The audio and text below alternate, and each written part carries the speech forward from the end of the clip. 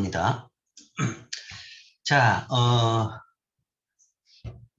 효율시장 가설에 대해서 이야기하고 있었죠. 그래서 효율시장 가설, 뭐 시장에서의 이 R스타는 결국은 이 ROF로 결정된다. 즉, 옵티멀 포캐스트. 옵티멀 포캐스트라는 것은 모든 정보를 다 활용해가지고 예측한 그 값에 결정된다라는 이야기입니다. 그 이야기는 쉽게 이야기하면 지금부터 더 오를 것이다, 더 내릴 것이다 라는 그거 자체가 별 의미가 없다라는 거죠. 오를 거라 그러면 지금 다 오른다라는 이야기죠. 내릴 것이다 그러면 다 내린다 라는 이야기죠. 그게 현재 다 반영이 된다. 내일 오를 게 내일까지 기다릴 이유가 없다는 거죠. 내일 오른다 그러면 그게 오늘 사야지 내일 오름으로써 돈을 벌 수 있으니까 오늘 당장부터 오른다. 그게 이제 옵티멀 포캐스트고, 그게 이제 의미가 뭐냐. 만약에 그와 같은 주장이 맞다면, 이 옵티멀 포캐스트, 효율시장 가설이 맞다고 하면, 소위, 투자 자문사들, 소위 증권사들이죠. 증권사들의 추천 종목이라는 게 의미가 없다라는 이야기입니다. 내 이야기가 뭔가 하면 투자 자문사가 다 틀렸다는, 증권사가 주장이 틀렸다는 이야기는 아니고, 효율시장 가설이 맞다고 한다 그러면 소위 증권사들의 추천 종목이라는 게 의미가 없다. 추천 종목이라는 것은 지금 사면 여러분들 많이 오를 주식입니다 라고 추천을 하는 거죠. 그 다음에 요즘 또 뭐 개인적으로 어디서 사람들이 개인적으로 돈을 내고 종목 추천을 받아요. 종목 추천을 받는데 그 종목 추천을 받는다는 것 자체가 의미가 없다는 이야기죠. 물론 내부 정보가 있다면 다릅니다. 내부 정보라는 것은 옵티멀 포캐스트에 포함 안 되는 정보들, 그걸 가지고 있다 그러면 그걸 통해 가지고 내가 남보다 돈을 먼저 벌 수 있다. 그건 가능해요. 그래서 지금 이제 LH 사태에서도 소위 LH 직원들이 내부 정보를 이용해 가지고 부동산 투자를 했다라고 이야기하는 거죠. 그러니까 지역 개발 뭐 사업이 공표되기 이전에 그 지역의 땅을 샀다라는 거죠. 그런 건 내부 정보입니다.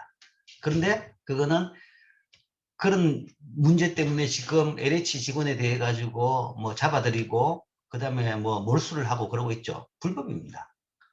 주식시장에도 마찬가지입니다. 주식시장에도 내부 정보를 가지고 뭔가 거래를 한다든지 투자를 하는 것은 다 불법입니다.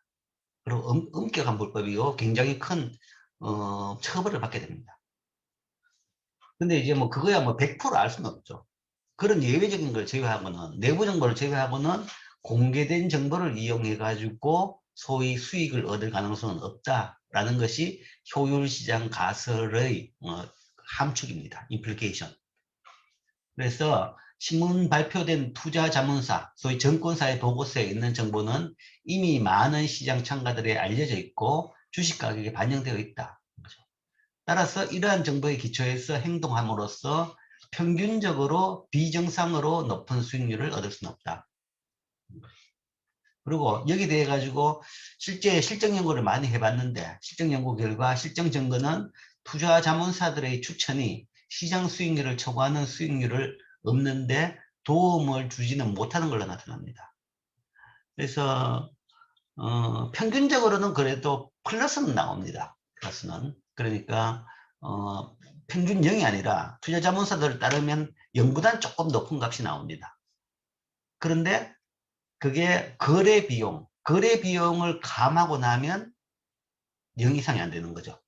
그러니까 이 범위 자체가 확실하게 수익을 얻을 수 있는 범주까지는 들어가지 않더라라는 것이 지금까지의 이 과거 실적에 대한 연구 결과입니다. 그 이야기는 소위 효율시장 가설을 기각 못한다라는 표현을 씁니다. 기각 못한다. 그 주장이 맞다라는 이야기가 아니라 틀리지는 않다라는 이야기죠. 우리가 이제 어떤 과학적인 판단을 할 때는 맞다, 틀리다 딱 칼질을 하지는 못합니다. 세상이란 게 100%는 없기 때문에. 그래서 보통 이제 실증 분석을 통해 가지고 판단을 하죠. 판단을 하는데 보통 틀리지 않다라는 게 쉽게 이야기하면 그 이론이 그래도 받아들일만 하구나 라고 보는 겁니다. 그게 현재 효율시장 가설에 대한 판단입니다. 질문이 있습니다. 예, 좋습니다. 그렇다면은 제가 주식시장에는 이런 말이 있는데 호재 팔고 악재 사라는 말이 있습니다. 그렇다면 그 말이 자체가 효율 시장 가설에 입각하여 말하는 건지 궁금합니다. 그러니까 주식시장에서 있는 온갖 이야기는 네. 다 효율시장 가설에 따르면 전혀 작동하지 않는 이야기다라는 이야기입니다. 호재 사서 악재 팔으라. 호재 팔고 악재 살라 이렇게 말하는데 호재 팔고 악재 사라. 그건 이제, 그걸 이제 이야기하면, 뭐라고 이야기하나. 이제 30% 가겠는데, 할 수 없다. 크게 봐가지고 두 가지 전략이 있어요. 주식 투자에는. 모먼텀 전략하고 컨트레리안 투자 전략이 있습니다. 자, 모먼텀이라는 것은 뭔가 하면 오르는 주식 계속 사라는 겁니다. 오르는 주식을 사라. 오르는 주식은 계속 오른다. 지금 오르는 건 이유가 있기 때문에 오르는 것이고, 그러면 계속 오른다. 하는 거죠. 그게 이제 모먼텀 투자 전략입니다. 그래서 뭔가 하면 딴 것보다 뭔가 하면 좀 뭐랄까, 대형주를 많이 사고, 대형주라는 것은 대형주가 됐다는 것은 벌써 다른 시장에서 다른 주식보다는 뭔가 하면 성과가 좋았던 거죠. 좋았던 게 쌓여가지고 대형주가 된 거죠. 그런 게 이제 모멘텀 주식 투자 전략이고, 오르는 것을 계속 사고, 오를 때 사고, 그 다음에 내릴 때는 팔고, 안 되는 주식은 사지 마라. 라는 것이고, 그게 하나고. 그럼 딱 정반대가 지금 이야기한 그겁니다. 정반대가 지금 이야기한 게 컨트레리안 전략이라고 이야기합니다. 그러니까 이제 반대 전략이죠. 오르면 사고, 그러니까 오르면 팔고 내리면 사라라는 이야기죠. 그러니까 호재라는 것이 오를 것이다라는 이야기죠. 그 이야기는 올랐으면 뭔가 하면, 자, 뭐 쉽게 이야기하면 이런 이야기 합니다. 주식 투자하기 참 쉽다는 게 쌀 때 사서 비싸게 팔면 된다는 거죠. 쌀 때 사서 비싸게 팔면 되는데 대부분 사람들은 그 반대로 투자합니다. 비쌀 때 사서 쌀 때 팝니다. 이게 이제 현실인데, 이게 이제 심리적인 요인이 크죠. 심리적인 요인이 큰 게, 비쌀 때는 지금 현재가 제일 비쌀 때입니다. 자, 비쌀 때는 왜 사냐? 지금 다 사죠. 온갖 개미들. 지금 옛날에는 주식이라는 거 어디 듣도 보도 못한 사람들까지도 지금 셀러리맨들은 다 주식 사고 있습니다. 남들 다 사니까.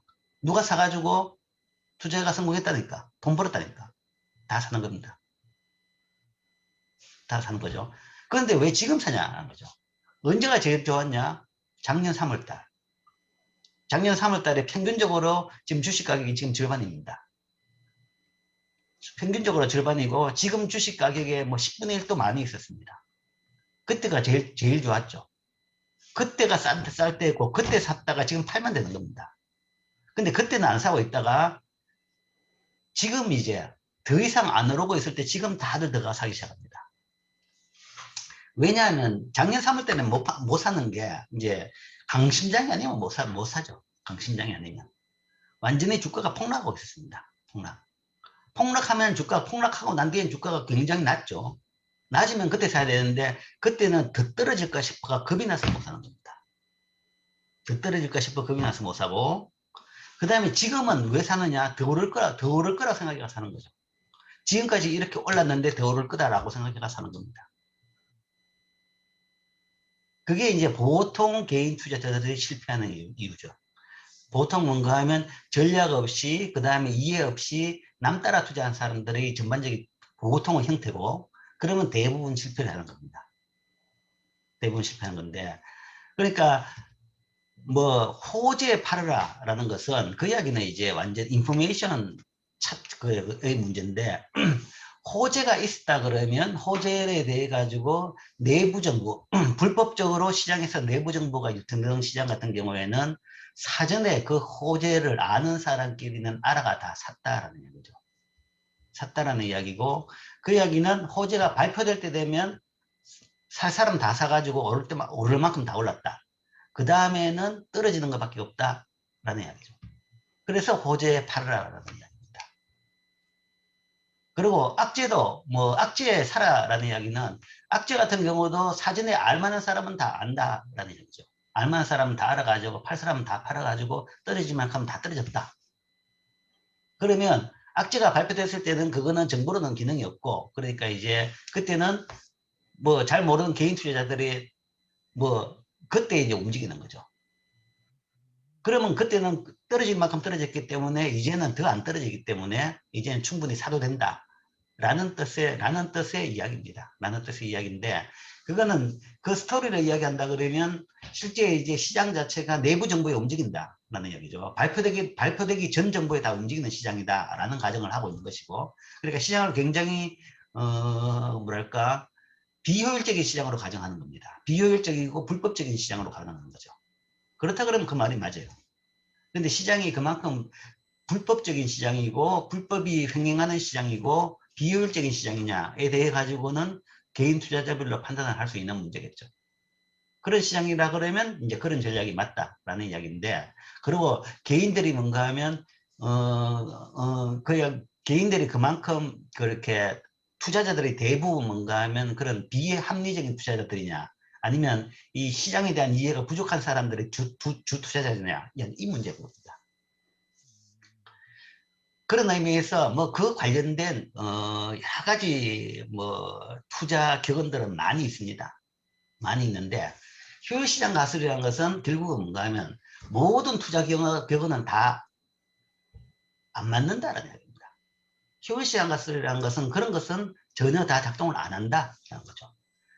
격언이 됐다 그러면 이미 격언에 대해 가지고 그 패턴 움직임은 투자자들이 다 알고 있고, 그 격언에 따라 움직이는 것조차도 다 사전에 예측이 포함된다 그러면 그 격언에 따라 가지고는 절대 반응을 하지 않는다라는 얘기죠. 격언에서 이야기했던 그런 사태가 발생한다고 하더라도 이것은 작동을 안 한다라는 얘기죠. 뒤에도 이야기하겠지만, 그렇다고 내가 뭔가 하면 효율시장 가설이 몽땅 맞고 모든 격언이 다 틀렸다라는 이야기는 아닙니다. 절대 아닙니다. 효율시장 가설에서 의미하는 바가 그거다라는 이야기죠. 그렇다면은 효율시장 가설에서는 모든 주체들이지 투자자들과 모든 주체들이 다 효율적인 사람이라서 그렇게 반영되지가 않는다 시장에 그런 말씀이시. 아니죠. 그걸 이야기했죠. 효율시장이라는 것은 경제에서 이제 우리가 가정하는 것이 합리적 그 소비자라는 얘기가죠. 네, 합리적 소비자의 의미라는 것은 모든 사람이 합리적이라는 건 아닙니다. 사람이 다 합리적이라는 건 아니죠. 그 이상한 사람들이 굉장히 많죠. 이상하게 행동하는 사람도 많고, 투자자도 마찬가지입니다. 네, 근데 지난 시간에 계속 이야기한 것이 합리적이라는 것이, 여기서 효율적이라는 것은 평균적으로 그 효율, 그러니까 이야기죠. 오늘 첫 시간에 딱 보여준 겁니다. 평균적으로 R스타로 간다라는 이야기죠. 옵티멀 포캐스트가 R스타다라는 거죠. R스타가. 그러니까 체계적으로 사람들이 항상 낮게 평가하지는 않는다. 사람들의 평가는 뭔가 플러스 마이너스부터 예를 들어가 이 주식이 오를 것이다. 그러니까 뭐 100명이 있다 그러면 뭐 한 20% 오를 것이다부터 시작해가지고 20% 떨어질 것이다. 뭐 아니면 그 더 넓을 수도 있고, 사이에 사람들의 예측은 쫙 퍼져 있습니다. 다 다르다는 거죠. 몽땅 다 뭔가 하면 그 점쟁이도 아닌데 누가 알겠습니까? 다 모르는데 그 사람들의 이 평균이, 그 100사람의 평균은 결국은 합리적 포커스다. 특별히 뭔가 하면 모든 사람들이 실제 실적, 실제 예상보다 낮게 평가할 이유도 없고 높게 평가할 이유도 없지 않느냐라는 거다. 낮게 평가한다 그러면 그것도 정보고, 높게 평가한다 그러면 그것도 정보고, 그러면 그 정보는 다시 또 예측에 포함되는 겁니다. 됐습니까? 감사합니다. 네, 감사합니다. 네. 그러니까 효율적 시장 가설이라는 것이 결코 모든 사람이 효율적이라는 것은 절대 아닙니다. 합리적 기대 이론, 모든 경제 주체가 모든 사람이 합리적이라는 가정은 절대로 아닙니다. 그러니까 모든 사람들의 평균이 비합리적인 것은 아니다라는 이야기입니다. 투자자도 마찬가지죠. 모든 투자자들의 평균적인 예측치가 비효율적이고, 그러니까 그 계량 경제학을 배워보면 하는데 unbiased estimate가 됩니다. 불편 추정치가 아니라.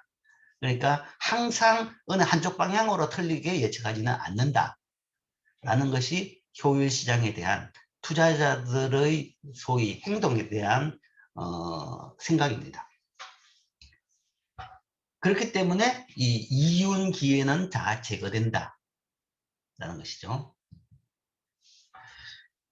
그래서 그 이야기는 투자 전문가의 보고서를 믿을 수 없다라는 건데, 뭐 실제적으로 봐가지고는 이제 이 판단은 경계선에 있습니다. 경계선에 있다 그런 거죠.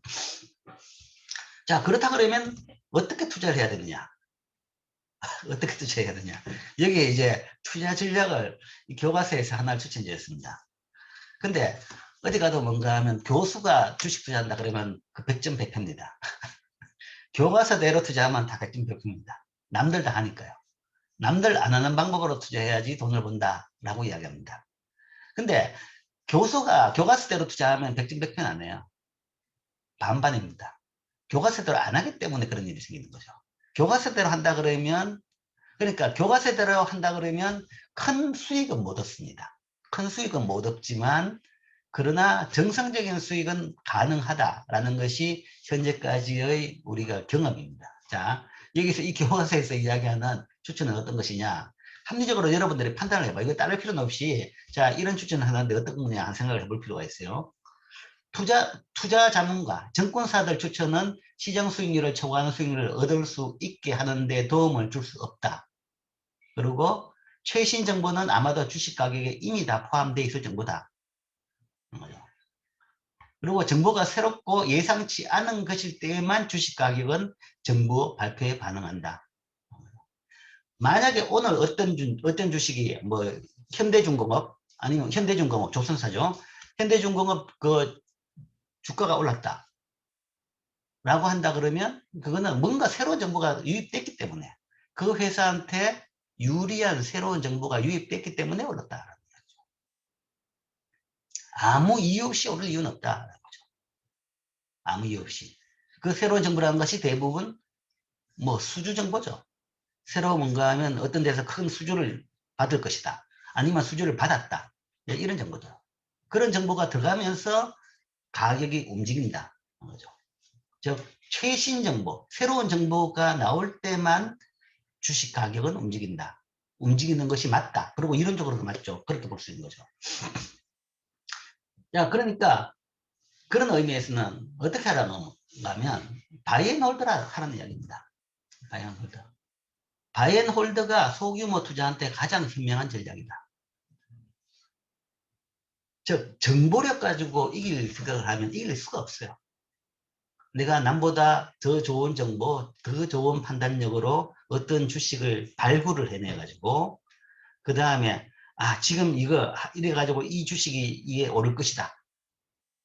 뭐 특히 이제 뭐 최근에는 이 IT 쪽이 굉장히 핫하죠. 핫하니까 뭐 IT 쪽에 잘하는 공대생들 같은 경우에는 뭐 AMD하고 뭐 인텔하고 비교를 합니다. 칩 하나 나올 때마다 AMD가 훨씬 나아질 것이다. 또 인텔이 훨씬 더 나아질 것이다. 이런 식으로 판단을 합니다. 판단을 하는데 그래서 칩 하나 발표할 때마다 이거 호재다 뭐 큰 그래가지고 딱 보면 그날 그러면 주가가 올랐느냐? 별로 변화가 없어요. 근데 이제 그 새로운 정보라는 것도 어떻게 이게 시장에서 뭔가 하면 그게 흡수가 되고 거기에 대해 가지고 반응을 해내냐는 공학적인 판단하고 또 다른 겁니다. 공학적인 판단하고도 다르고. 그 다음에 실질적으로 공학적으로 그게 뭔가 하면 더 좋은 칩이냐? 아니면 그게 진짜 그러면 가격 따져가지고 더 팔릴 것이냐? 그래서 수익을 높일 것이냐? 그건 또 다른 거죠. 기술하고 수익은 또 다른 겁니다. 그 모든 것이 다 반영돼 가지고 이루어지기 때문에 그 중에서 하나의 지식에 대해 잘 알고 있다고 해가지고 해결되는 부분이 아니라는 얘기죠. 그렇기 때문에 개인의 그 능력으로 하기는 굉장히 어렵다. 그랬고, 그 다음에 그런 능력에 제일 뛰어난 사람들이 아까 말한 이 투자 전문가들입니다. 투자 전문가들. 이 애널리스트 보고서를 보면 굉장히 기술 부분, 아니면 시장 부분, 아니면 거시경제 전체 부분, 뭐 모든 것을 다 그래도 고려를 해 놓습니다. 장기적인 예측은. 이 사람들보다 잘하기가 쉽지가 않을 겁니다. 아마 거의 누구도 그 분야 아니면 그 기업에 대한 전문 애널리스트보다 개인 투자자가 더 그 기업에 대해 잘할 가능성은 거의 없죠. 거의 없습니다. 그 이야기는 그렇게 해가지고 정보차, 판단력 차로 해가지고 판단력으로 주식 투자에서 성과를 얻기를 바라는 것은 쉽지가 않다. 개인으로서는. 그렇다 그러면 유일한 방법은 어떤 것이냐? 바이앤홀더라는 거죠. 사가지고 보유하라는 겁니다. 사가지고 보유하고 있다가 비쌀 때 팔라는 얘기죠. 그러니까 쌀 때 사서 비쌀게 파는 그건 못한다는 이야기입니다. 그 능력이 있으면 좋겠지만 일반적으로 보통 개인들은 없다라는 것이고, 그 이야기는 그냥 사가지고 있다가 뭐 운 좋게 가격이 요즘 같은 때죠. 평소에 계속 사가지고 있다가 지금은 뭔가 하면 뭐 모든 주식이 다 올랐습니다. 지금 팔면 되는 거죠. 지금 사는 것이 아니라 지금 팔 때입니다, 사실은. 그리고 그러면 언제 살 것이냐? 바이앤홀더를 이야기할 때 언제 살 것이냐에 대해 가지고는 보통 적립식 투자 같은 것을 추천합니다. 쌀 때 사라 그러는데 쌀 때 살 능력이 없다는 얘기죠. 알 방법이 없는 거죠. 그렇다 그러면 매달 똑같이 사라는 이야기입니다. 매달 10만 원씩 사라는 거죠. 매달 10만 원씩 산다 그러면 평균 가격으로 살 수는 있습니다. 평균. 욕심 같으면 평균보다 훨씬 싼 가격으로 사고 싶어 하겠죠. 사고 싶지만 그건 욕심이고, 사실 그렇게 할 수 있으면 좋죠. 근데 그렇게 할 가능성이 거의 없다는 이야기죠.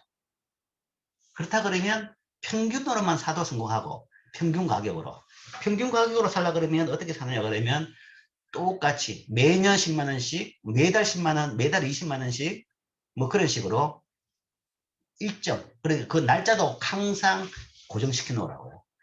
여기 이제 그날 주식 가격을 보고 갑자기 반응하게 되면 그게 일을 더 꼬이게 만듭니다. 진짜 평균을 하려고 그러면 그냥 날짜까지 딱 박아놓고 기술적으로 사라는 얘기입니다. 그러면 딱 평균 가격으로 사게 됩니다. 평균 가격으로 사가지고 그 다음에 팔 때는 내가 평균보다 높게 내가 보고 가격을 보고 팔면 되니까요. 평균에 샀다 그러면 언제든지 평균보다 높은 가격은 나올 수밖에 없습니다. 그러니까 전체 기간을 본다 그러면, 몇 년을 본다 그러면 항상 절반 기간은 평균보다 가격이 높겠죠. 그렇게 하라는 것이 일반적으로 추천하는 전략입니다. 추천하는 전략. 이게 가장 뭐 그 이야기는 결국은 뭔가 하면 욕심을 버리라는 이야기죠. 욕심을 부린다 그러면 그 욕심이 실현될 가능성이 낮다라는 이야기죠. 욕심 때문에 오히려 있는 돈마저 날릴 가능성이 높은 거죠. 그러니까 욕심을 버리고 어느 정도 정상적인 수익을 받는다 그러면 이 전략으로 충분히 가능합니다. 예를 들어서 이제 우리가 요구 수익률을 이야기하는데 요구 수익률 10%다. 10% 정도 요구 수익률을 원한다 그러면 이 전략으로 10%는 충분히 가능합니다. 물론 이 전략이라는 것이 1년 가지고는 안 되죠. 한 10년 정도 투자한다 그러면. 10년 정도 지속적으로 이 전략을 한다 그러면 요구 수익률 10%는 충분히 가능합니다. 이게 우리가 보는 예를 들어 교과서적인 이론에 따라 가지고 제시할 수 있을 전략이죠. 근데 이제 주식을 투자하는데 10% 째째하게 그 뭐냐? 뭐 그러면 할 수 없죠. 뭐 그러면 그 이상 방법은 없는데 한 그 정도를 바란다. 그러니까 지금 은행 이자율이 뭐 잘해도 2% 받기도 쉽지가 않은데 뭐 10%라면 뭐 얼마나 높습니까? 뭐 이 정도 생각한다 그러면, 그리고 아까도 이야기했지만 짧은 기간으로는 안 된다는 이야기죠. 짧은 기간으로 안 된다는 것이 지금 시작한다 그러면 분명히 높은 가격이라고 했죠. 그러니까 그 다음에 다시 또 지금 산다 그러면 분명히 비싼 가격에 사는 겁니다. 그러나 지금부터 시작해야 돼요. 한다 그러면 그 다음에 뭔가 하면 평균적으로 뭔가 평균 가격이 되기 위해서는 다시 떨어질 때도 떨어지고 난 뒤에도 계속 사야 되는 겁니다. 그래서 살 때 가격이 평균이 되기 위해 가지고는 최소한 10년은 돼야 된다. 최소한 한 5년은 돼야 된다. 그게 뭐 그런 식으로 한다 그러면 주식 투자도 할 만한 전략입니다. 할 만한 전략이고 주식 투자를 추천을 합니다. 뭐 경제학자 입장에서 봤어도 수익률을 본다 그러면 주식 투자 수익률이 훨씬 높아요. 평균적으로. 은행 이자율이 2%밖에 안 되는데 주식의 투자 수익률이라는 것이 전체 주식시장에 있는, 우리나라 주식시장에 있는 기업들의 그 소위 기업들의 수익을 본다 그러면 수익률을 보면 한 6, 7%는 됩니다. 6, 7%. 3배 된다고 그러죠. 그리고 배당 수익만 하더라도, 배당 잘 주는 회사 배당 수익만 투자하더라도 배당 수익도 한 2%, 3%는 됩니다. 뭐 배당 잘해준다는 주식 뭔가 하면 한 상위 10개 정도 거기다가만 분산 투자하더라도 은행 이자 배이 정도는 매년 들어옵니다. 물론 그 사이에 이제 주가 변동에 따라 가지고 전체 자산 가격의 변동은 생길 거지만, 그렇기 때문에 주식 투자를 안 할 이유가 없어요. 은행 돈 넣는 것보다는 주식 투자가 훨씬 낫습니다. 그러나 제일 중요한 포인트는 그 위험 관리죠. 위험 관리라는 것이 주가 변동에 따라 가지고 자산 가격이 변동할 수 있는 그 위험 관리입니다. 근데 이제 그 위험 관리라는 것이 이제 보유 기간이 길면 위험 관리가 자동적으로 되는 거죠. 근데 짧은 기간에 보유해야 된다. 그 이야기는 급하게 써야 될 돈이라면 절대 하지 말라는 이야기죠. 급하게 써야 될 돈이라는 것은 분명히 짧은 기간 내에는 내가 원하지 않는 국면에 가 있는 겁니다. 그러면 뭐 빼도 박도 못하는 거죠. 그러면 그 즉시 뭔가 하면 손실이 실현을 됨으로써 더 이상 회복이 불가능한 지경에 빠지는 겁니다. 그렇기 때문에 절대 뭐 쉽게 그런 이야기를 하죠. 뭐 우리가 포트폴리오 계란을 한 바구니에 담지 말라는 겁니다. 분산 투자를 하고, 분산 투자라는 것이 종목별 분산 투자, 그 다음에 뭔가 하면 시기를 분산 투자하자. 그러니까 적립식으로 매달 똑같이 살아라는 이야기죠. 사는 시점의 위험을 없애라는 거죠. 파는 시점은 내가 보고 하면 되니까. 내가 평균 매입 가격에다가 타겟을 딱 정해가지고 여기다가 30% 오르면 판다, 50% 오르면 판다 라고 딱 그 타겟을 정해놓고 기다리고 있으면 언젠가는 분명히 그렇게 옵니다. 자, 이게 하나의 전략이고, 그러니까 바이 앤 홀드. 그리고 바이 자체가 어떻게 바이 하느냐 그러면 분산 바이 하라. 그 다음에 이제 제일 큰 문제가 종목 문제죠. 그럼 어떤 종목을 살 것이냐 하는 거죠. 뭐 아까 뭐 배당주라는 이야기 했는데 그건 뭐 하나의 전략이고, 교과서적으로는 그럼 어떤 종목을 사야 되느냐. 이제 종목이 제일 문제입니다. 종목 때문에 아까 이야기했죠. 잘 될 종목을 추천해 준다. 그래서 뭐 주식 리딩방, 뭐 최근에 이상한 그런 게 생겼더라고요. 그러니까 리딩방이라는 것은 이끌어준다라는 이야기겠죠. 좋은 종목을 추천해 준다 그런 건데, 아니 좋은 종목이 있으면 자기가 돈 벌지 왜 추천해 줍니까? 그러니까 뭐 주식시장에서 그런 이야기 하는 것은 대부분 다 전혀 합리적이 상식적으로 믿을 수가 없는 겁니다. 믿을 수가 없는 건데요. 그 이제 전형적인 거의 대부분 사기성이라고 이야기하죠. 사기성이라고 하고, 지금 거기에 대한 투자 지금 유의 경보까지 내렸습니다. 유의 경보까지 내렸는데, 효율시장 가설에 따르면 결코 개인이 종목을 선택할 우월한 정보가 없다. 우월한 판단력이 없다는 이야기입니다. 좋은 종목 몰라요. 뭐 이야기하라 그러면 많이 이야기할 겁니다. 뭐 아는 사람, 많이 아는 사람 많이 이야기하죠. IT, 요즘 IT다. 그럼 IT 업종으로 가자. 아니면 요즘 바이오다. 아니면 또 뭔가 뭐 테마주다. 또 뭐 윤모모 씨가 떴다. 그러면 이 사람은 윤모모 씨하고 무슨 관계가 있다. 온갖 뭔가 하면 이 썰이 나오는 게 시장이죠. 그죠? 본인은 관계가 없다 그러는데, 그냥 성씨만 같다 그러는데, 회장이 뭔가 하면 성씨가 같다고 해가지고 이게 오릅니다. 이게 참 진짜 황당한 주식시장이죠. 이거는. 그 시장이 너무 아직도 투자자들이 너무 그 소양을 못 갖춘 투자들이 많기 때문에 이런 일이 생기는 겁니다. 이런 일이 생기는 건데, 결국 뭔가 하면 아무리 전문가들도 그 좋은 주식을 찾기가 어렵습니다. 그리고 그거는 우리나라 시장 문제가 아니라 세계적으로도 마찬가지예요. 월스트리트에서도 나중에 보겠지만 이 추가 자료 제일 마지막 부분에 그게 있습니다. 워렌 버핏하고 헤지펀드하고 한번 대결을 했습니다. 세계 최고의 헤지펀드가 뭔가 하면 자기들은 뭔가 하면 투자를 잘한다라고 이야기했는데 그냥 박살나버렸습니다. 박살나버렸는데 어디에 박살났느냐? 평균적인 포트폴리오를 못 가더라는 이야기죠. 세계 최고의 펀드가 평균적인 포트폴리오. 평균적인 포트폴리오가 뭔가 하면 주가 지수입니다. 주가 지수에 투자라는 이야기입니다. 주가 지수에 투자하는 것은 모든 주식에 다 투자하는 겁니다. 근데 주가 지수를 그럼 어떻게 투자하느냐? 그 많은 것을 우리가 개인이 어떻게 하느냐? 지금 그걸 투자할 수 있는 상품이 나와 있어요. 오늘 배우겠지만 이게 ETF라고 있습니다. ETF라는 것은 주가 지수하고 똑같이 움직이도록 상품을 만들어 가지고 공급하고 있습니다. 그 상품을 사면 돼요. 그 상품이 가장 대표적인 상품은 코덱스 200이라고 하는데, 뭐 주식시장에 우리나라 증시에 있는 주식 종목이 한 700개는 되죠. 근데 이제 너무 많으면 그거는 또 이제 노이즈가 많고 적은 종목들은 노이즈가 많기 때문에 대표적으로 한 200개 종목, 제일 큰 거 중심으로 200개 종목 가지고 지수를 만든 게 있습니다. 그리고 주가 지수도 이제 가장 벤치마크 되는 지표가 코스피 200 지수입니다. 코스피 지수보다는 코스피 200 지수입니다. 코스피 200 지수를 따라가는 ETF를 사라. 그러면 그 종목 자체가 바로 포트폴리오 된 겁니다.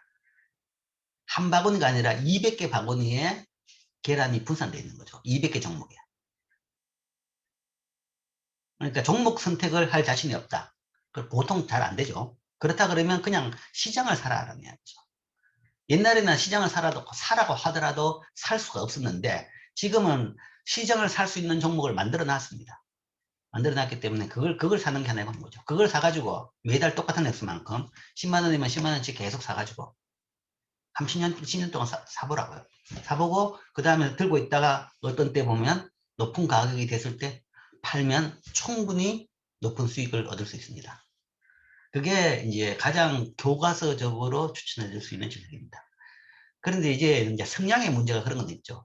주식 투자에 뛰어들 사람은 아까 말한 대로 10%보다는 훨씬 더 높은 고수익을 바란다. 누구는 따블을 쳤다. 뭐 이런 이야기 듣고 솔깃해가 들어온 사람이라 그러면 그거는 뭐 그 정도 가지고는 욕심이 안 차겠죠.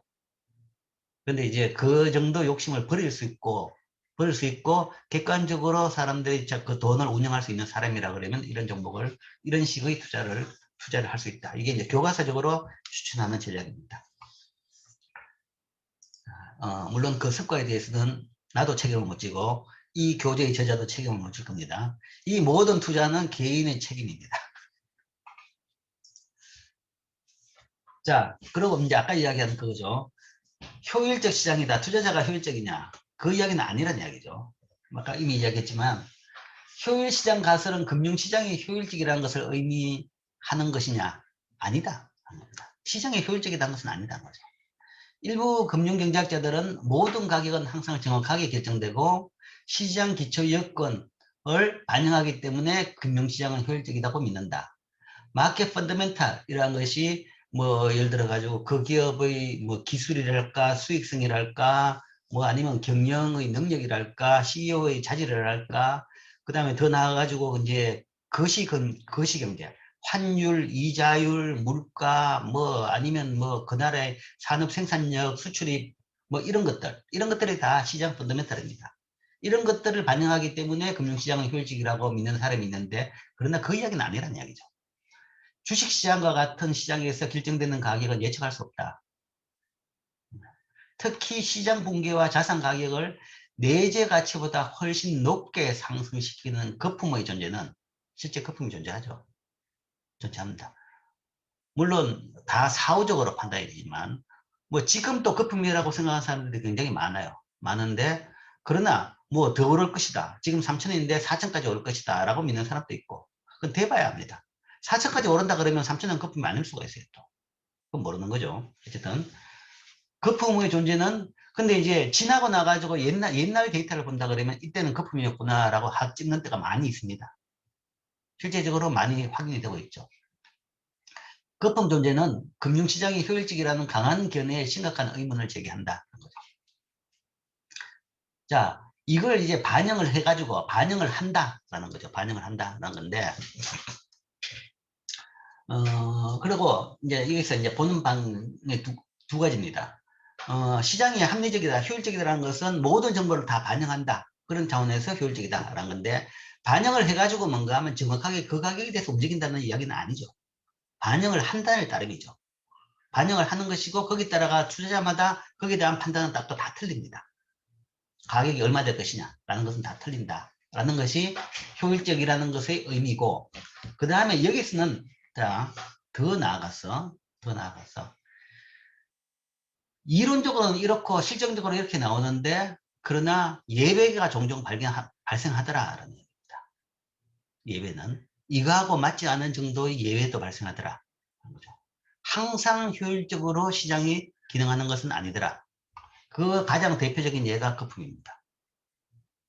거품이 한번 꼈다라는 것은 결국은 시장은 합리적이지 아니더라. 합리적이지 않다. 라고 이제 사후적으로도 판단이 된 겁니다. 뭐 제일 대표적으로 제일 최근 이야기한다 그러면 뭐 미국 금융위기.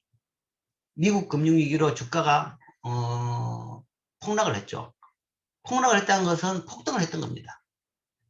그러니까 폭락을 했는 것이 그때가 거품이냐 아니냐 그것은 그 문제가 해결되고 나가 주가가 그 수준으로 되돌아갔냐 안 갔냐가 문제입니다. 되돌아 못 갔다 그러면 그거는 거품이었고 거품이 꺼진 겁니다.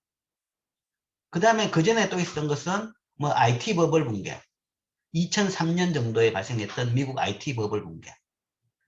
그것도 IT 버블 붕괴되고 난 뒤에 주가가 결국 그 근처도 못 갔던 거죠. 그러니까 그때 IT가 버블이었다라는 거죠. 실제적으로 그때 엄청나게 많이 오른 주식들이 많은 회사들이 부도 파산됐습니다. 주가 때문에 부도 파산될 일은 없어요. 주가 때문에. 주가는 뭔가 하면 그거는 그 주식 시장에 거래돼 가지고 상장돼 가지고 거래되는 겁니다. 그 가격이 낮다고 해가지고 그 회사의 실적에 영향을 받지는 않습니다.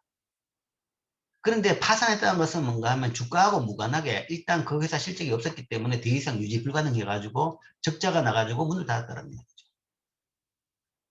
그 이야기는 결국은 많은 주식이 거품이었다. 거죠. 그래서 이런 거품, 이런 거품이라는 것은 제일 대표적인 것은 1929년 대공황이죠. 1929년 대공황의 시작이 미국 월스트리트에서 주가가 폭락함으로써 그게 이제 공황의 시작의 종을 울린 겁니다. 물론 이제 그 시작 자체의 원인이 뭐냐, 그거는 이제 뭐 부동산 경기 뭐 이런 것들이 다 돼가지고 있었지만 결국은 폭락을 했다는 것은 뭔가 하면 거품이 꼈다라는 거죠. 꼈기 때문에 폭락을 하게 되는 겁니다. 즉 이런 거품이 한번 생기고 주가가 폭락하는 그런 일을 보면 야, 이거 시장이 효율적이냐 하는 거죠. 그래서 이런 거를 보면 이거는 예외 경우입니다. 실질적으로 효율 시장 가설이 안 맞는 그런 경우다 하는 거죠. 자, 그러면 이건 왜 이런 일이 생기느냐. 자, 시장을 설명하는 뼈다는 효율시장 가설입니다. 그렇지만 이제 그거 다 설명이 안 되고 예외는 존재하더라 라는 건데, 그 예외의 가장 대표적인 경우가 이제 주가 거품이죠. 그럼 주가 거품은 왜 생기느냐에 대해 가지고 설명하는 것이 이제 비헤이비얼 파이낸스 어떻게 설명합니다. 자, 비헤이비얼 이코노믹스, 행동 경제학. 지금 경제학 그 개론을 이제 그렇게 한번 가르칠까 뭐라고도 생각하고 있는데, 재밌는 이야기들이 많이 나옵니다. 이 비헤이비얼 쪽을 들어보면 재밌죠. 재밌는 팩트를 이야기합니다. 여기서도 마찬가지입니다. 자, 행동 재무학, 비헤이비얼은 정권 가격, 주식, 채권, 뭐 마찬가지죠. 정권 가격의 움직임을 이해하기 위해서 인류학, 사회학, 특히 심리학과 같은 다른 사회과학 분야에서 사용되는 개념을 적용한다라고 하는데, 사실은 뭐 여기서 조금 뭐 경제학에서도 많이 이걸 연구하고 있어요. 연구하고 이 비헤이비얼 같은 경우는 이제 이것보다는 좀 더 정확하게 정의하려고 그러면 이 메인스트림의 이론을 벗어나면서 그냥 특이한 현상, 인간의 행동, 독특한 행동에 바탕을 둔 특이한 현상을 이야기합니다. 그래서 비헤이비얼이라고 이야기하죠. 행동 비헤이비얼 이코노믹스. 인간의, 그러니까 보통 우리가 뭔가 하면 리프레젠테티브 에이전트를 가정합니다. 가장 일반적인 뭐 소비자, 경제 주체, 소비자. 아주 평범한 소비자를 가정하고 거기에 따라 가지고 우리가 그런 가장 기본적인 모형을 만들어서 경제를 분석하죠. 소비자는 뭔가 하면 뭐 소득이 더 많으면 효용이 높아지고 더 먹으면 소용이 높아지고 뭐 이런 이야기죠. 이런 가장 기본적인 가정으로서 우리가 경제 주체를 가정하는데 거기에 벗어나는 행동을 보이는 부분들이 좀 있죠. 이제 그 부분에 대한 이야기입니다. 그래서 그런 특이한 행동을 하는 특이한 인간의 특이한 특징에 따라 가지고 조금 이 주류 이론에서 다른 현상을 보여주는 그런 부분을 비헤이비얼 이코노믹스라고 합니다. 뭐 파이낸스 부분에서도 이제 그런 팩터들이 많이 발견되죠. 자, 제일 대표적인 것으로 이렇게 들고 있는데 이 교과서에서 첫 번째 들었던 제일 이런 팩터들은 이겁니다. 공매도 구조라는 거죠. 뭐 고전적으로 이야기할 때는 이제 이런 이야기 많이 들었어요. 제뉴얼 이펙트 아니면 뭐 스몰 팜 이펙트 뭐 이런 이야기 많이 했는데 지금은 이걸 많이 이야기했네요. 자, 공매도가 부족하다는 거죠. 공매도라는 것은 소위 주식을 빌려서 파는 겁니다. 주식이 없는 사람이 주식을 빌려서 판다. 거죠. 우리나라에서는 악으로 분류되어 있습니다. 공매도는 악이죠. 공매도는 나중에 보겠지만 이제 이게 우리나라 어디 정의를 보니까 완전히 악으로 분류되었어요. 공매도는. 그걸 시장 교란시키는 아주 나쁜 행동으로 딱 전개가 되어 있습니다. 근데 그거는 아주 잘못된 해석입니다. 잘못된 이해고, 공매도는 그냥 살 수가 있으면 팔 수가 있는 건 마찬가지입니다. 그러니까 신용과 그 다음에 대주는 딱 대칭입니다. 돈을 빌려가 사는 거나 아니면 주식을 빌려 가지고 파는 거나 똑같이 보는 거죠. 딱 대칭입니다. 대칭인데, 공매도가 뭔가 하면 이론에 비해 가지고 너무나 부족하다라는 것이 비정상적인 현상이다라고 보는 거죠. 왜냐하면 효율시장 가설에 따른다 그러면 주식 가격의 예측이 불가능하죠. 알 수가 없어요. 그 이야기는 반은 오르고 반은 떨어진다는 이야기입니다. 오르거나 떨어지거나 반반이라는 이야기죠. 확률은 반반인 겁니다. 근데 왜 사냐? 오른다고 생각하는 사람이 사는 거죠. 그러면 반 정도는 오른다고 생각한다 그러면 반은 내린다고 생각해야 되는데, 내린다고 생각해가지고 내려가 돈 벌라 그러면 공매도를 해야 되는 거죠. 근데 공매도 물량이 매수 물량에 비해 가지고 뭐 10분의 1, 뭐 50분의 1도 안 됩니다. 우리나라 현재는 금지되어 있고 안 되지만, 그 이야기는 그 자체가 뭔가 하면 소위 말이 안 되는 현상이다. 우리가 가지고 있는 상식적인 투자 전략으로 봐가지고, 이 가장 일반적으로 사람들이 상식적으로 투자를 하는 사람으로 행동으로 봐가지고는 이거는 발생할 수 없는 현상이다. 그럼 왜 이런 현상이 발생하느냐? 공매도를 왜 이래 안 하느냐? 뭐 일단 공매도가 뭔가 악으로 어떻게 뭐 분위기가 잡힌 그런 부분도 있긴 있겠죠. 뭐 근데 그 이상도 있습니다. 그 이상도 있는데, 뭐 이런 걸로도 봅니다. 사람들은 길티 필링이다. 죄책감이죠. 오름으로서 돈을 버는 건 좋은데 내려있는 걸로 돈을 버는 거는 어느 정도 죄책감을 느낀다. 그렇기 때문에 오르는 주식 사는 것보다는 떨어져가 돈 버는 것을 덜 한다 라는 그런 것도 있을 겁니다. 그런 게 하나의 설명인 거죠. 그런 설명이고, 그 다음에 이제 더 상식적인 설명은 사람들이 잘 몰라서 그러니까 기관 투자자들은 다 알죠. 전문 투자자들은 잘 아는데 일반 개인들은 잘 모릅니다. 잘 모르기 때문에 이 공매도에 대해 가지고 굉장히 싫어하고 이상하게 생각하는 거죠. 잘 몰라서 또 많이 못하는 부분도 있고 현실적으로. 근데 이제 그거는 이제 우리나라 같이 개인 투자자가 많은 경우고, 뭐 뉴욕 증시 같이 뭔가 하면 개인 투자자가 뭐 뉴욕 증시도 최근에 코로나 사태 이후에 소위 이제 로빈훗 때문에 개인이 굉장히 많아졌는데, 그 전까지는 개인은 아주 소수였습니다. 전문적으로 잘 아는 사람 하는 거였죠. 뭐 그런 경우였다 그러면 사실은 이게 왜 이러느냐라고 할 수 있는 겁니다. 어쨌든 이게 하나의, 이것도 소위 behavioral finance에서의 하나의 팩트다. 아주 독특한 현상이다. 상식적으로 봐가지고는 쇼세일하고 롱 포지션, 숏 포지션이 똑같아야 된다는 이야기입니다. 주가 예측이 불가능하다 그러면. 자, 이런 게 하나. 그 다음에 뭐 전통적으로 이야기하는 것이 제뉴얼 이펙트, 1월 효과. 1월 달에는 주가가 오르더라 하는 거죠. 그 왜 그러냐? 왜 그러냐에 대해 가지고 많은 연구가 있는데, 이제 제뉴얼 이펙트가 언제 나왔냐 그러면 한 80년대 정도에 나왔습니다. 그래서 80년대 한 90년대 정도에 많이 나왔는데, 그때 보면 과거 한 20, 30년 동안 보면 1월 달에 보통 3분의 2는 다 높았습니다. 그 투자 수익률이. 그런데 이제 그러면 그 나름대로 설명을 하긴 하죠. 왜 그러냐 그러니까 지금 보니까 보통 이제 펀드가 12월 말에 결산을 합니다. 결산을 하게 되면 포지션 정리를 해요. 그래가지고 실적을 평가하니까. 정리한다고 해가 손 떼는 건 아니죠. 그러고 1월 1일에 다시 사면 되니까요.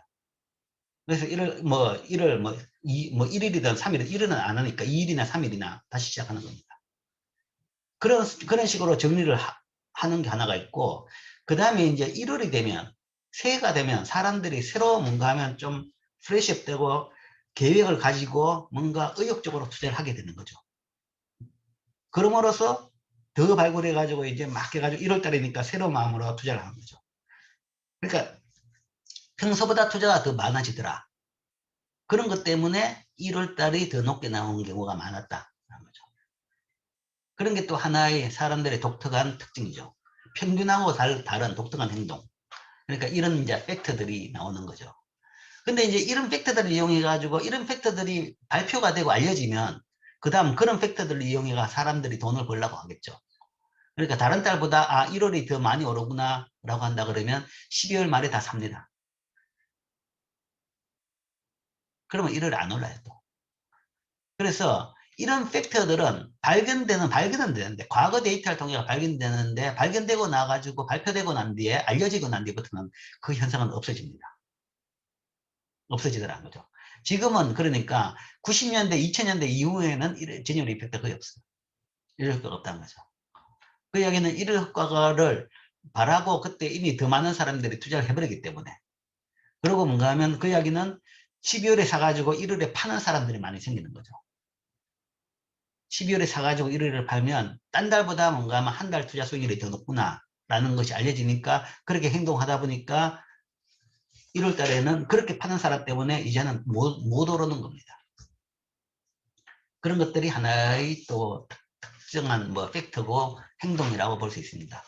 그러니까 비헤이비얼 파이낸스 이런 행동적인 특징도 경제학에서 나오는 그런 거는 이제 비헤이비얼 같은 경우에는 계속적인 나타나는 현상인데 금융에서는 이 비헤이비얼 파이낸스 나타나는 현상은 현상 자체가 알려지면 그것을 이용해 가지고 투자를 함으로써 그 현상이 그 뒤부터는 발견이 안 됩니다. 이게 이제 하나의 특징이죠. 그래서 그런 특징, 제니얼 이펙트라든지 아니면 스몰 펌 이펙트, 큰 회사보다는 작은 회사들이 수익률이 더 높게 나타난다든지 그런 것들이 조금 있어요. 자, 그 다음에 또 하나, 이제 이거는 주식시장에 대한 설명인데 대규모 거래량은 투자자들의 과신에 의해 설명된다는 거죠. 거래량이 왜 이리 많냐는 얘기죠. 주식시장에서. 거래량이 이렇게 많을 수가 없습니다. 주식시장에서 뭔가 하면 그 기업의 가치가 그렇게 자주 변합니까? 안 변해요. 그렇게 자주 안 변합니다. 새로운 정보가 나타나면 다 움직인다고 하는데 그 새로운 정보가 진짜 새로운 정보는 그러니까 그 기업의 가치를 바꿀 만한 새로운 정보는 그렇게 자주 안 나타납니다. 보통 기업들은 하던 대로 그대로 그냥 돌아가는 겁니다. 그런데 비해 가지고 한 회사에 대해 주식이 매일매일 엄청난 거래가 이루어집니다. 그거는 다 투자자들이 다르게 생각하기 때문에 그런 거죠. 투자자들의 과신이 크다라는 겁니다. 과신이라는 것은 파는 사람은 뭔가 하면 이게 나쁠 것이다라고 잘못 판단하는 것이고 그 다음에 사는 사람은 이건 좋아질 것이라고 잘못 판단하는 것이다. 물론 이제 잘못인지 아닌지는 나중에 사후적으로 판단되겠지만 그러니까 상식적인 수준에 비해 가지고 너무 거래량이 많다. 그거는 투자자들이 너무 과신을 하는 겁니다. 과신을 하기 때문에 그러고 물론 이제 이 거래량이 많은 것은 시장으로서는 좋아요. 왜냐하면 시장에서 시장 조성하고 시장을 통해 돈을 버는 사람은 회사죠. 거래소입니다. 거래소라는 것은 그 투자은행들, 증권사들이 돈을 내 가지고 운영하고 있는 게 거래소입니다. 그리고 거래가 많으면 증권사들은 돈을 많이 법니다. 그건 좋은데 상식적으로 봐가지고 투자자들이 지나치게 많이 거래하고 있다. 이게 이제 이것도 뭔가 하면 사람들의 비합리적인 행동의 하나의 예, 전형적인 예가 되는 거죠. 그 다음에 이제 거품이죠. 주식시장 거품은 과신과 사회적 전념에 의해서 설명된다. 합리적이지 아니더라. 주식시장이 효율적이다라고 했는데 실정적으로는 긴 데이터를 보면 그렇게 나옵니다. 그 실정적인 것이 기각이 안 되지만 그러나 최소한 거품이 생기고 거품이 붕괴되는 그런 피리어드를 몇 개를 본다 그러면 이때는 분명히 효율적이지 아니었다고 우리가 판단할 수 있는 거죠.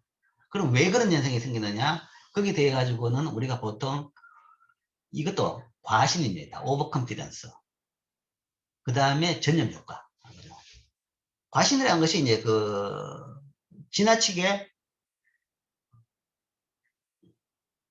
내가 사는 종목은 오른다라는 이야기입니다.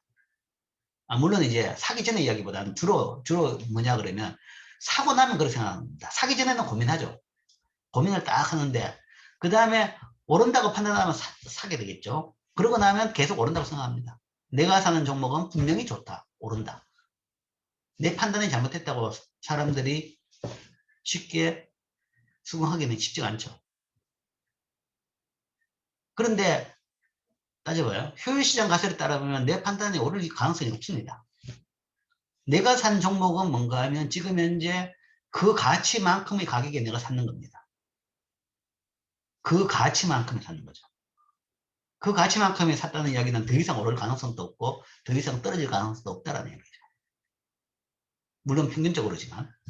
그런데 내 혼자만 이게 계속 오를 것이다. 라는 자신감으로 사는 겁니다.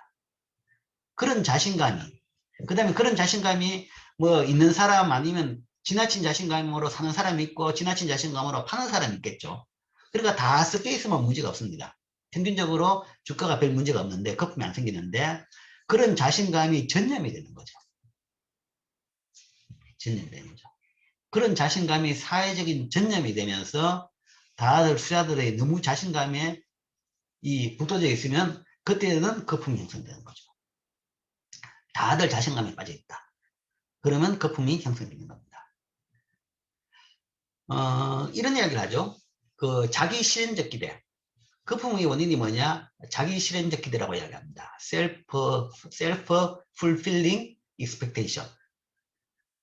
아니면 뭐 profit라고도 하죠. 예측보다는 profit를 더 많이 쓰는데 자기 실현적 기대라고 이야기합니다. 그러니까 오른다라고 생각하면 오른다라는 이야기인데 그 실현이 왜 그게 실현되냐 그러면 오른다라고 생각하면 오를 주식을 사죠. 사게 돼 가지고 투자가 많으면 많은 사람들이 살라 그러면 주식 가격이 오르는 겁니다. 즉 한 사람이 아니라 거기다 많은 사람들이 이게 오를 것이다 라고 생각한다 그러면 그 주식 가격은 오르는 거죠. 그것들이 실제 펀더멘탈에 따라 가지고 시작을 했느냐 아니냐 그게 이제 다른 문제죠. 펀더멘탈은 아무 변화가 없는데 자기 실현적 기대에 따라 가지고 투자가 많아졌다. 그러면 주식 가격이 오르는 거죠. 그게 이제 대부분 거품이 형성되는 원인으로 봅니다. 실제 가격이 펀더멘탈에 따라 움직이느냐 아니냐. 자, 이게 이제 주식시장을 설명하는 가장 특히 요즘 같은 시장을 설명하는 가장 일반적인 이론입니다. 일반적인 거품. 현재 시장이 거품이다 라고 생각하면 왜 생겼느냐. 지금 이제 주식 투자에 대해 가지고 과신이 넘치고 있는 거죠. 이것도 오른다 저것도 오른다 뭐 엄청나게 다들 그렇습니다. 우리나라만 그런 게 아닙니다. 미국은 더 합니다. 미국도 마찬가지예요. 지금 이 판이죠. 이 판인데 유럽은 안 그래요. 지금. 유럽은 아주 냉정하더라고요. 냉정하고 지금 유럽은 회복은 됐어도 코로나 이전 수준은 아직 회복은 못됐습니다. 근데 미국하고 우리는 지금 코로나 이전 수준을 치고 올라가 버렸죠. 치고 한 50%도 올라갔습니다. 상식적으로 말이 안 되는 거죠. 왜 갑자기 주가가 오르느냐. 거죠. 코로나로 급락했는 부분이 회복되는 것은 그건 그럴 수 있다. 갑자기 사람들이 패닉에 빠져가 떨어졌던 게 지가격 가는 건 그건 이해를 하겠는데 그 다음에 그걸 뚫고 가가지고 50%가 더 올랐는데 왜 50%가 더 올랐지? 하는 거죠. 더 오를 이유가 뭐냐? 갑자기 어떤 기업들이 어떻게 좋아졌느냐? 근데 기업들의 쭉 실적을 보면 좋아진 기업들이 몇 개 보이지만 대부분 나빠졌습니다. 작년 기업 실적을 보면 작년 우리나라 기업도 지금 이제 3월 달에 대부분 결산 발표가 됐는데 삼성전자하고 하이닉스하고 두 회사를 빼고 나면 거의 90%가 옛날에 비해가 실적이 나빠졌습니다. 시장 700개 회사 총 합치면 실적이 좋아진 걸로 나타나요. 왜냐하면 그 두 회사가 너무 좋아졌기 때문에. 그러니까 우리나라에서 이제 제일 큰 문제가 그겁니다. 반도체 두 회사가 실적이 좋을 때는 엄청나게 좋습니다. 그래서 우리나라 전체가 좋게 나타나는데 문제는 다른 데는 골마가고 있는데 그게 안 보인다라는 이야기죠. 거기에 가려가지고 사람들이 뭔가 하면 나쁜 것보다 좋은 것만 보고 싶어 하는 거죠. 그러면 90%가 나빠졌는데도 불구하고 주가는 이렇게 오르는 겁니다. 근데 삼성전자 하이닉스는 그렇게 별로 안 올랐어요. 이거는 큰 회사이기 때문에 개인들이 달라든다고 해가지고 크게 오르지는 않습니다. 워낙 덩치가 크기 때문에. 그런데 이제 주로 오르는 것은 뭔가 하면 개인들이 막 불나비 같이 달라들었던 조그만 회사에서 많이 오른 거죠. 특히 바이오, K방역, 그러면서 뭔가 하면 우리나라가 이 코로나를 잡을 수 있는 약을 다 만들어낸다.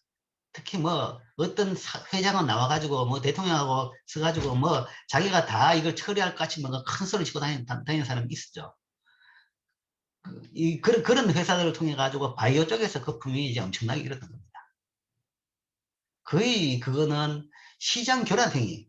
사실은 거의 시장 교란 행위죠. 그런 행동했는 것 자체가 뭔가 하면 그거는 사실은 정치권하고 행정부에서도 대통령한테도 이 문제를 제기할 만한 문제입니다. 그게. 사람들한테 잘못된 뭔가 하면 인식을 일으켜 가지고 투자자들을 오도한 부분이 큰 거죠. 그러나 물론 이제 그걸 문제 삼기는 그렇죠. 투자의 책임은 다 개인입니다. 주식 투자의 책임은 개인입니다. 어쨌든 그런 것 때문에 우리나라 주가가 그렇게 많이 오른 거고, 미국은 또 더해요. 그러니까 더 황당한 일이 많이 있는데 어쨌든. 자, 그게 이제 주식시장에 대한 전반적인 설명입니다. 그래서 이 교과서는 여기까지 하고, 그러나 여기서 이제 설명했는 부분이 조금 너무 이론적이고 현실을 직접적으로 설명 못한 부분도 있고, 그 다음에 실제 현실에 대해서 좀 더 알아야 될 부분이 있기 때문에 추가 자료를 조금 만들었습니다. 지난 시간에 봤죠. 고도 모형을 이용해 가지고 주식 가격을 평가하는, 가격을 어떻게 예측을 할 것이냐, 평가할 것이냐, 평가하는 부분하고, 그 다음에 주식 가격 속에서 우리가 정보를 어떻게 이끌어낼 것이냐라는 거죠. 그럼 이제 정보를 이끌어낸다는 것은 주식 가격이 그게 믿을 수 있는 가격이다라고 생각하면 거기서 나온 정보도 믿을 수 있겠죠. 그러나 100%그 주식 가격이 믿을 수 있다라고 이야기할 수 있는 건 아닙니다. 그러나 단지 이 가격이 어떤 의미다라는 것은 우리가 알 수가 있는 거죠. 그래서 지난 시간에 해봤죠.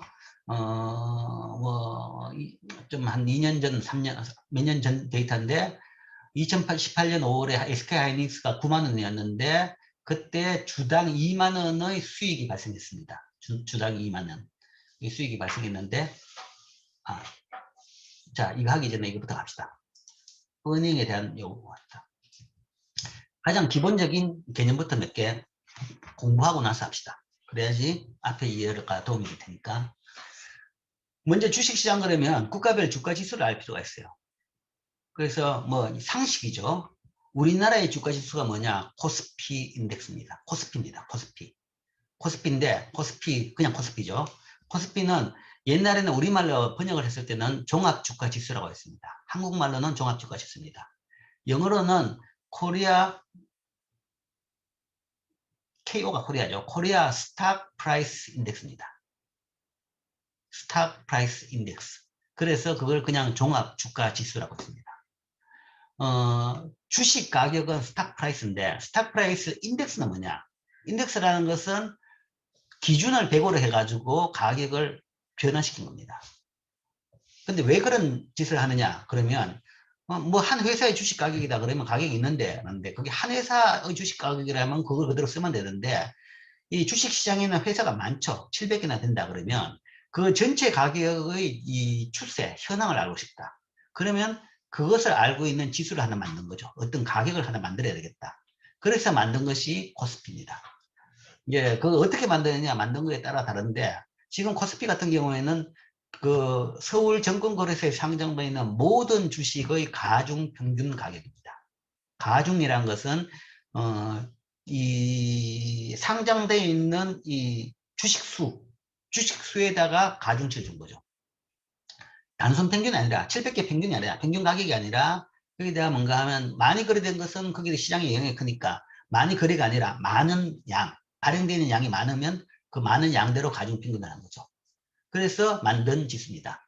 만들었는데 근데 그 가격 자체가 의미가 없고 숫자가 의미가 없기 때문에 그 기준으로서 뭔가 하면 한 기준을 100으로 만들고 그래서 그 기준을 언제로 했는가 하면 1980년 1월 3일로 했습니다. 1월 3일인지 4일인지 그때가 뭔가 하면 80년 1월 첫거리 그날을 100으로 해가지고 지금 지수를 만들어서 계속 지금 그 사용하고 있는 거죠.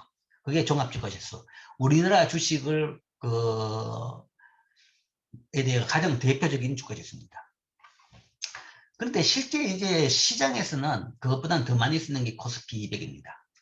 700개 다 하면 거기에 뭔가 하면 자잘한 주식들이 노이즈를 많이 일으킨다. 그래서 가장 벤치마크를 하는 것이 코스피 200인데 동일한 요령으로 지수를 만드는데 200개만, 700개 다가 아니라 200개만 합니다. 200개인데 200개 선정 기준이 뭐 쉽게 이야기하면 대형주, 큰 순서 플러스 그러나 그만큼 200등이 안 들어가더라도 산업별로 대표주까지 해가지고 시장을 가장 대표한 지수로 만든 게 코스피 200입니다. 그리고 이게 실제적으로 시장에서 제일 많이 쓴다는 것은 시장 기관 투자자들의 벤치마크로 됩니다. 벤치마크. 벤치마크의 가장 기준이 뭐냐 그러면 뭐 실적을 볼 때 원래 내가 운영했던 펀드가 실적이 좋았냐 나빴냐의 기준은 최소한 이겁니다. 이거보다 좋았냐 나빴냐라는 거죠. 뭐 그런 기준이 없다 그러면 주가가 오를 때는 다 좋게 나와요. 그럼 다 보너스 나와가지고 주가가 나쁠 때는 주가가 하향 국면에서는 아무리 잘한 사람도 다들 뭔가 하면 이거 뭐 견책을 당해야 될 판입니다. 그건 말이 안 되죠. 그죠? 그래서 시장에 비해서 잘했냐 못했냐 그런 이야기죠. 그래서 그럴 때의 기준으로 하는 것이 이겁니다. 이거고. 그래서 이제 평가의 기준에서 쓰고 그다음에 운영의 기준에서도 씁니다. 펀드를 운영할 때도 뭐 이 지표를 그런 차원에서 가장 많이 실제적으로 가장 많이 사용되는 지표는 지수는 이겁니다. 코스피 200. 그래서 우리나라 주식시장을 대표하는 지수는 코스피 200이다. 현실적으로 가장 실용적으로 쓰는 지수는 이거다. 그 다음에 이제 코스닥이라는 것이 있죠. 코스닥이라는 것은 또 다른 시장입니다. 코스피라는 것은 전통적으로 있는 주식시장이고 그 다음에 또 새로운 시장을 만들었는데 그건 이제 미국이 나스닥 시장을 만든 걸 보고 따라 만들었죠. 이거는 이제 그 증권거래소 우리나라 서울 코스피 시장보다는 훨씬 더 상장 기준을 낮춰가지고 만든 시장입니다. 왜냐하면 뭐 IT 80년대 이후부터 IT 기업들이 막 나오면서 실제 이제 굉장히 커지고 있는 건데 그리고 이 IT 기업들이 자금 조달을 많이 해가지고 성장을 이끌어 가야 될 산업으로 보이는데 기존의 거래소 기준으로 봐가지고는 IT 기업들이 진입하기가 굉장히 힘듭니다.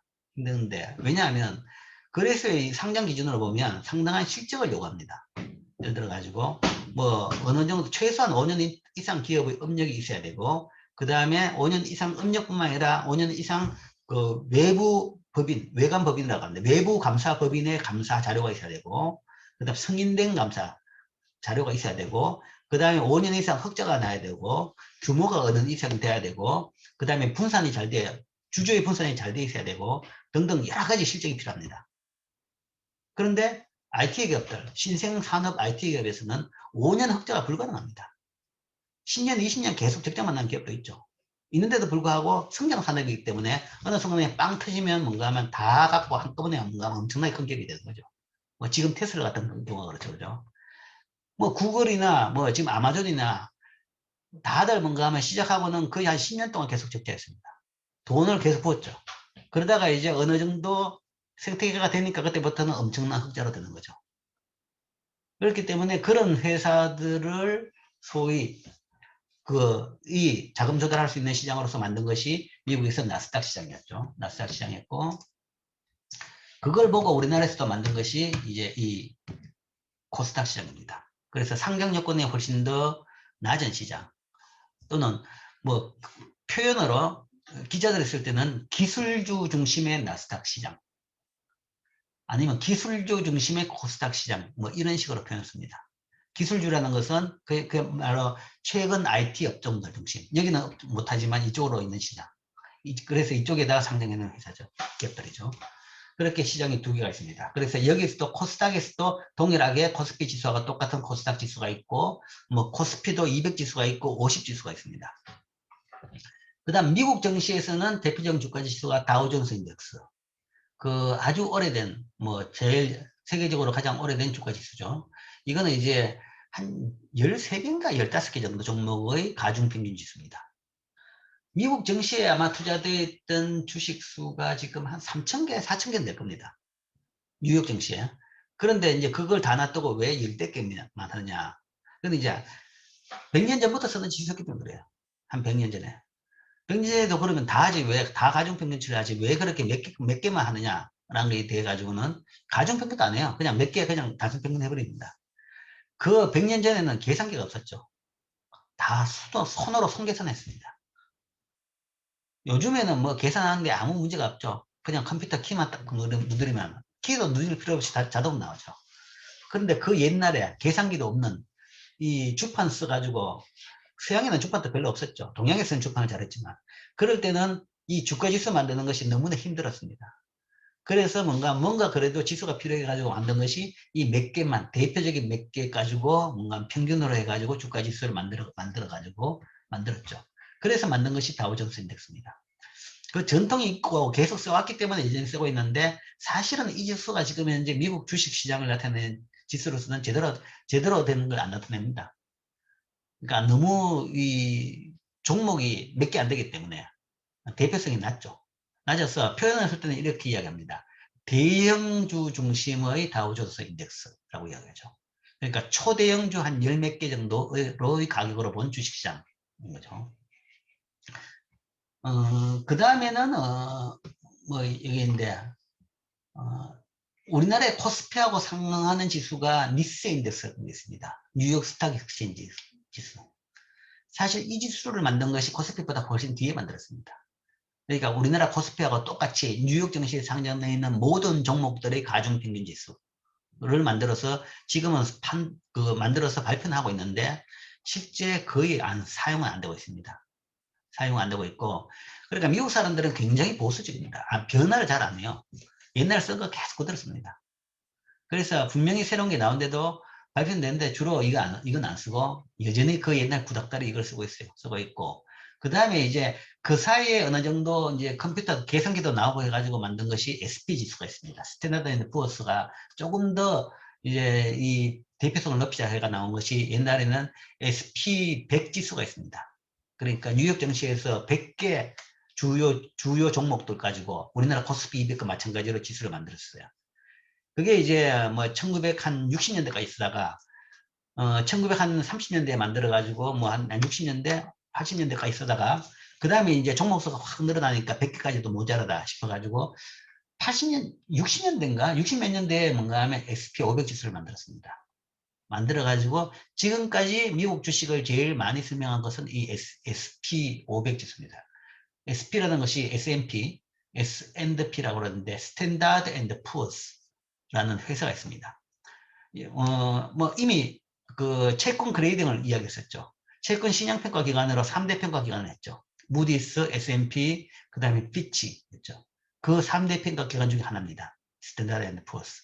그 회사가 옛날에 그러니까 유명한 이 금융 서비스 회사죠. 금융 서비스인데 직접 투자가 아니라 이런 금융 정보 서비스입니다. 신용평가, 그 다음에 주가 지수 평가, 뭐 지수를 만들어냈죠. 그 회사가 만들어낸 지수입니다. 그래서 이게 있고, 그 다음에 니스 인덱스가 있고, 그 다음에 나스닥 시장이 따로 있다고 그랬죠. 나스닥 지수 따로 있습니다. 그 다음에 유럽에서는 이제 여러 가지 나라별로 지수가 있죠. FTSE 지수라고 들어봤을 겁니다. 이게 Financial Times Stock Index입니다. Financial Times가 영국에서 유명한 경제지입니다. 경제지인데 그 경제지에서 지수를 만들었어요. 그래서 Financial Times Stock Index, 이게 영국을 대표하는 지수인데 FTSE가 있고 FTSE 100도 있습니다. 어쨌든 FTSE가 영국 지수다. 그 다음에 독일의 주가 지수는 닥스 지수라고 합니다. DAX, 닥스 지수고, 그 다음에 프랑스는 CAC입니다. 그 다음에 이제 유럽을 뭉텅거려 가지고 만든 지수가 있어요. 유럽을 뭉텅거렸어.